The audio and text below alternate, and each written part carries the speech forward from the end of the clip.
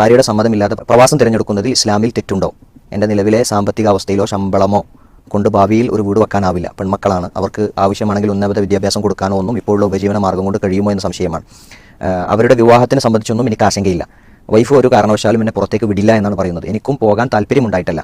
കാര്യങ്ങൾ പറയുമ്പോൾ അവൾ പറയുന്നത് വീടൊക്കെ ആവുന്ന കാലത്താവട്ടെ, അതിനുവേണ്ടി മാത്രമല്ലല്ലോ ഈ ജീവിതം. വാടക വീട്ടിലാണെങ്കിലും ഇപ്പോൾ പട്ടിണിയില്ലാതെ കഴിയുന്നില്ലേ? ഗൾഫിൽ പോയി പണം സമ്പാദിച്ചു കണ്ടവർ ഒന്നും പിന്നീട് അത് അവസാനിപ്പിക്കാൻ കഴിഞ്ഞിട്ടില്ല. 3 വർഷം എന്നത് 5 വർഷമായി, 10 വർഷമായി, അങ്ങനെ അത് കൂടി വരും. പിന്നെ മക്കളുമായി ബന്ധമുണ്ടാവില്ല, തുടങ്ങി കുറേ കാര്യങ്ങൾ. ഇതൊക്കെയാണ് അവൾ പറയുന്നത്. ഈ സാഹചര്യത്തിൽ ഭാര്യയ്ക്കും മക്കൾക്കും വേണ്ടി മാത്രം ഭാര്യയുടെ സമ്മതമില്ലാതെ എനിക്ക് പ്രവാസം തിരഞ്ഞെടുക്കാമോ?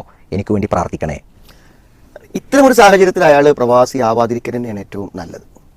ഒന്ന്, ഈ വൈഫിനെ വിട്ടു പോകണം എന്നുണ്ടെങ്കിൽ എന്ത് ചെയ്യണം? വൈഫിൻ്റെ ഒരു അനുവാദം ആവശ്യമുണ്ട്. ഒരുപക്ഷെ മാതാപിതാക്കളുടെ പോലും അനുവാദമില്ലാതെ പോകാമെന്ന് പറഞ്ഞ പണ്ഡിതന്മാരും ഭാര്യയുടെ അനുവാദം ഒരാവശ്യമാണെന്നുള്ളതാണ് പറഞ്ഞിട്ടുള്ളത്. അപ്പോൾ പിന്നെ മാത്രമല്ല, ഇവർ പറയുന്നതൊക്കെ വളരെ ജെന്യൂൻ ആയിട്ടുള്ള കാരണങ്ങളാണ്. അപ്പോൾ അതുകൊണ്ട് അത് അംഗീകരിക്കൽ തന്നെ ആയിരിക്കും നന്നായിരിക്കും. പിന്നെ ഇയാൾ ഭയങ്കര ഭാഗ്യവാനാണ്. കാരണം ഭാര്യ പിന്തുണ കൊടുക്കുകയാണ് ചെയ്യുന്നത്. സാധാരണ സ്ത്രീകൾ എന്താ ചെയ്യുക? ചിലങ്ങളൊന്നും ഗൾഫിൽ പോയി നോക്കി എന്നല്ലേ പറയാം. ആ സ്ഥാനത്ത് എന്ത് ചെയ്യാണ്? ഉള്ളത് കൊണ്ട് നമുക്ക് സംതൃപ്തമായി ജീവിക്കാം, അതിനൊക്കെ ഒരു വഴി അല്ല ഉണ്ടാക്കി തരും എന്ന് പറയുന്ന ആ ഒരു മനസ്സിൽ ഒരു പിന്തുണ പറയുമ്പോൾ പിന്നെ വെറുതെ ഇദ്ദേഹം ടെൻഷൻ ആവേണ്ട കാര്യമില്ല എന്ന് എനിക്ക് തോന്നുന്നത്. പിന്നെ ഇപ്പോൾ നല്ലൊരു ദീനിയായി ജീവിക്കുന്ന ആളുകളെ സംബന്ധിച്ചിടത്തോളം ഇന്നിപ്പോൾ ഈ പെൺകുട്ടികളുടെ വിവാഹം അല്ലെങ്കിൽ പഠനം ഇതൊന്നും അങ്ങനെ ഒരു വലിയൊരു വിഷയമായി നമുക്ക് തോന്നുന്നില്ല. കാരണം ഏറ്റവും നന്നായി പഠിക്കുന്ന കുട്ടികൾക്കല്ലേ പഠിക്കാൻ വീണ്ടും അവസരം വേണ്ടത്. പഠിക്കാത്ത കുട്ടികൾക്ക് അവസരം കണ്ടെടുക്കുക. അപ്പോൾ പഠിക്കുന്ന കുട്ടികൾക്ക് ഇവിടെ അഡ്മിഷൻ കിട്ടുമല്ലോ. പഠിക്കുന്ന കുട്ടികൾക്ക് ഇവിടെ ഫ്രീ ആയിട്ട് അഡ്മിഷൻ കിട്ടും. ഏത് കോഴ്സുകൾക്കും കിട്ടും, അഡ്മിഷൻ കിട്ടും. ഇപ്പോൾ ഒരാൾ ഒരു ബി എഡിന് ചേരണമെങ്കിൽ ഒരു 2,00,000 രൂപ വേണം സ്വാശ്രയ കോളേജ്.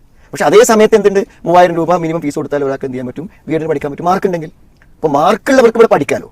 പിന്നെ വിവാഹം എന്ന് പറഞ്ഞാൽ ഇന്ന് ആരാണ് അങ്ങനെ ദീനിയായ ഒരു പെൺകുട്ടിയെ കല്യാണം കഴിക്കുന്ന സമയത്ത് എന്ത് ചെയ്യണം? നമുക്കൊരു മിനിമം ഒരു 10 പവനെങ്കിലും കൊടുത്തിട്ട് ആരും ചോദിക്കില്ല, നിങ്ങളെ കുട്ടിനെ തന്നാൽ മതി എന്നാ പറയാം.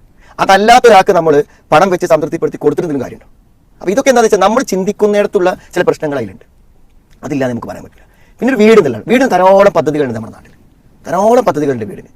ഗവൺമെന്റിന്റെ പദ്ധതികളുണ്ട്. ഒരാൾക്ക് തീരെ വീട് നിവർത്തില്ലാത്ത ആളാണെങ്കിൽ എന്തുണ്ട്? അയാൾക്ക് ഇത്ര തുക വരെ അയാൾ ഉണ്ടാക്കുകയാണെങ്കിൽ ബാക്കി എന്ത് ചെയ്യും? ഗവൺമെന്റ് ലഭിച്ചിട്ടുണ്ട്. എത്രയോ സന്നദ്ധ സംഘടനകളുണ്ട്, സക്കാത്ത് സെല്ലുകളുണ്ട്, പല നിലക്കുള്ള സംരംഭങ്ങളുണ്ട് വീടുകൾ ഉണ്ടായി കൊടുക്കാൻ. കാരണം വീട് പറഞ്ഞാൽ ഒരാൾക്ക് ഒറ്റയ്ക്ക് കഴിയൂല എന്നുള്ളതുകൊണ്ടാണ് അങ്ങനെ സഹായിക്കപ്പെടുന്നത്. അപ്പോൾ അത് കുടുംബങ്ങൾ സഹായിച്ച് ചെയ്യുന്ന ആളുകളുണ്ട്. അപ്പോൾ ഇങ്ങനത്തെ സാധ്യതകൾ ഉണ്ടാകുമ്പോൾ ആ സമയമാകുമ്പോൾ അതിനൊക്കെ അവസരങ്ങൾ ഉണ്ടാക്കി ചെയ്യാൻ. കുട്ടി വലുതായി വരുന്നുണ്ട്, കെട്ടിക്കാനായിട്ടുണ്ട്, ഒരു വീട് അവന് ആവശ്യമാണ് എന്ത് ചെയ്യും? ചിന്തിക്കുമ്പോൾ നമുക്ക് ആളുകളിൽ നിന്ന് വാങ്ങാനും ചിലപ്പോൾ ചില കുറികളിൽ കൂടി നമുക്ക് അതിന് സമ്പാദ്യം ഉണ്ടാക്കാനൊക്കെ പറ്റും. പിന്നെ ഒരിക്കലും ഈ വീടൊന്നും എന്ത് ചെയ്യരുത്? ഇപ്പോൾ ഒരു 25 ലക്ഷം രൂപ കയ്യിൽ വരുമ്പോൾ വീട് ഉണ്ടാക്കാൻ കാര്യം വിചാരിക്കരുത്. നമ്മളിപ്പോൾ എന്താ വെച്ചാൽ ഒരു സ്ഥലം നമുക്കുണ്ട്, അപ്പോൾ നമ്മളൊരു തരട്ടു, അതിൻ്റെ തുടക്കങ്ങൾ തുടങ്ങി ഒരു കോൺക്രീറ്റ് ആയി, അതങ്ങനെ പൂർത്തിയായി പോകും. നമ്മളിപ്പോൾ വീടുണ്ടാക്കേണ്ട ഇവിടെ നിന്ന് പൈസ പാടെ കിട്ടിയെന്ന് വെച്ചാൽ ആർക്കും പറയാൻ പറ്റില്ല. അപ്പോൾ അതൊക്കെ ഒരു അടല്ലാന്ന് പറഞ്ഞ് നമ്മൾ ഇറങ്ങി തിരിച്ചാൽ നടക്കുന്ന കാര്യങ്ങളുള്ളൂ എന്നാണ് മനസ്സിലാവുന്നത്. അപ്പോൾ ഇത്തരം സാഹചര്യങ്ങളിൽ അയാൾ എന്താണ്? ഒരു പ്രവാസത്തെ സ്വീകരിക്കാതിരിക്കലായിരിക്കും അദ്ദേഹത്തിന് ഖൈർ എന്നാണ് മനസ്സിലാവുന്നത്.